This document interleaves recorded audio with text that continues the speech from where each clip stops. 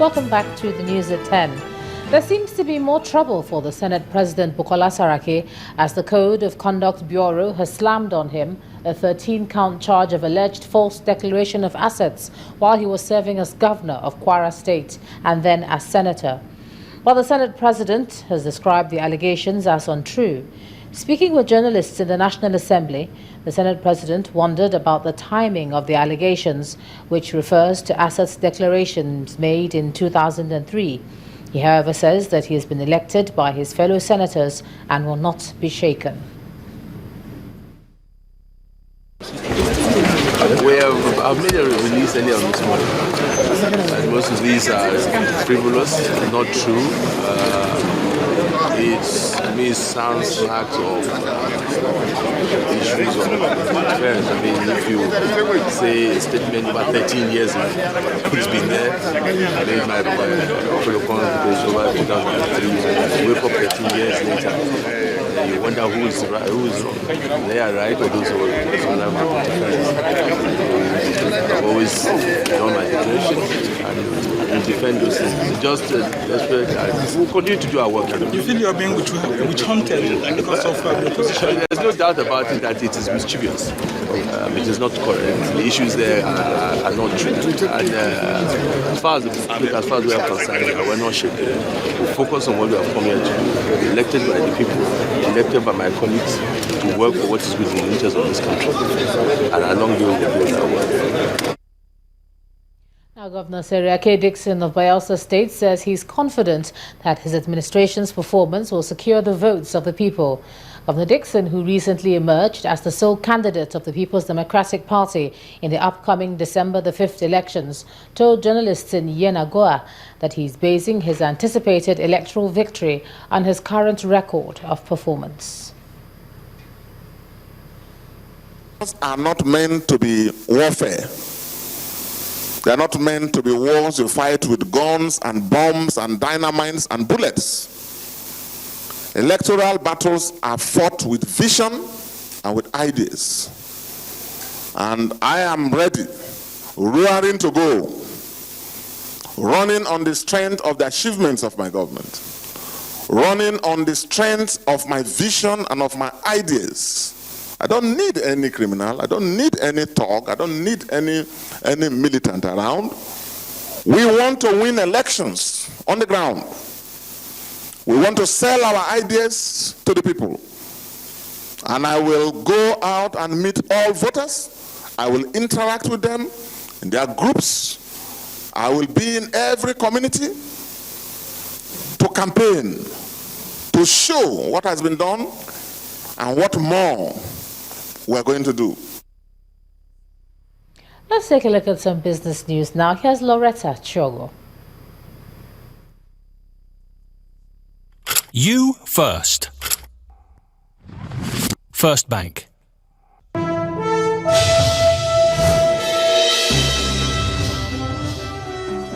Welcome to Business News.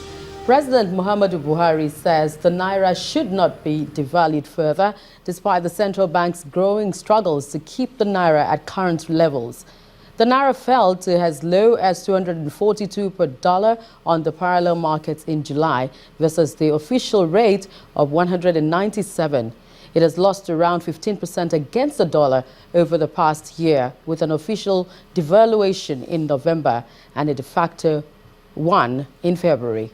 In an interview with French television France 24, President Buhari was quoted as saying, "I don't think it is healthy for us to have the Naira devalued further."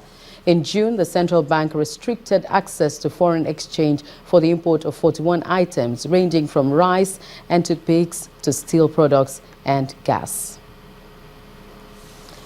The Director General of the Debt Management Office, DMO, Abraham Nwanko, has said that the nation's delisting by JP Morgan from its emerging market bond index is not a true reflection of the nation's economy. Speaking at a news conference in Abuja, Mr. Nwanko told reporters that their action must have been informed by the crash in the price of oil. He said that the nation's economy has remained resilient compared to that of other oil exporting countries, stressing that the federal government's bond is still vibrant. a reaction, if you like, to their perception of developments in the foreign exchange market, which in itself derives from the collapse in oil prices. So it's not a reflection of any problem per se in the FGN bond market. It is a response or a reaction to their perception, valid or invalid, of developments in the forex market. Of course, the Central Bank of Nigeria has made its position very clear and is in a position to continue explaining to the public the measures it's taking.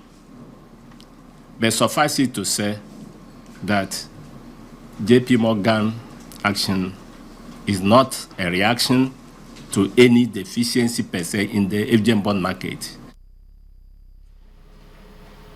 The Director General of the Debt Management Office, Abraham Wankwo. Now, following the decline of 24.51% in the foreign portfolio participation at the Nigerian stock market, investment managers are now on an aggressive hunt for investors across the globe. The Chief Executive of Stanbic IBTC Stockbrokers, Mr. Dele Shotubu, says despite the negative parameters seen in Nigeria's macroeconomic variables, the country remains bullish for investors currently taking position on quoted companies and other sectors of the economy. Mr. Shotubu spoke to a business correspondent Temple Ashajo after a meeting with some investors in Lagos. Now, the day looked bright at the local bourse as the all-share index appreciated by 0.16% to close at 30,359.47. Bolaji Akinwale brings the details of today's trading.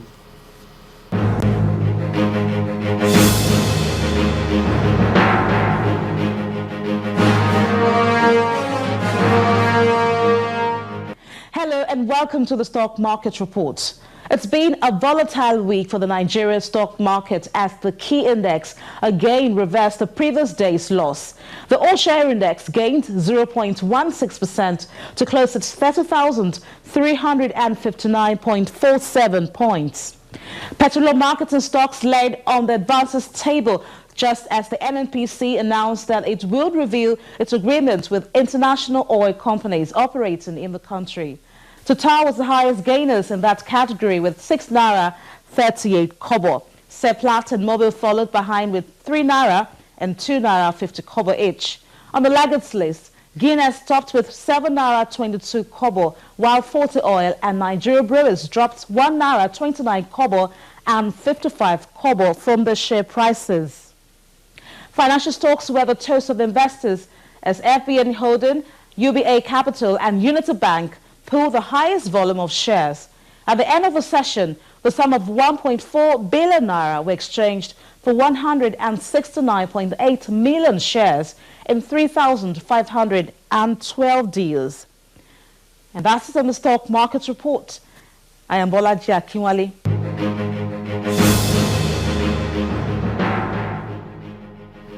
Thank you, Bolaji. Let's now take a look at the global stock market.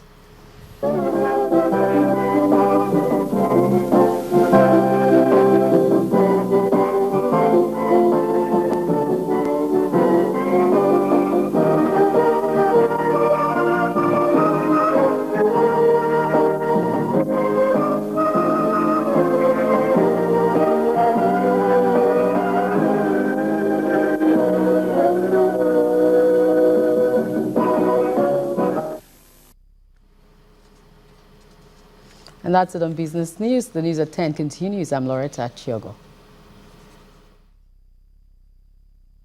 You first. First Bank.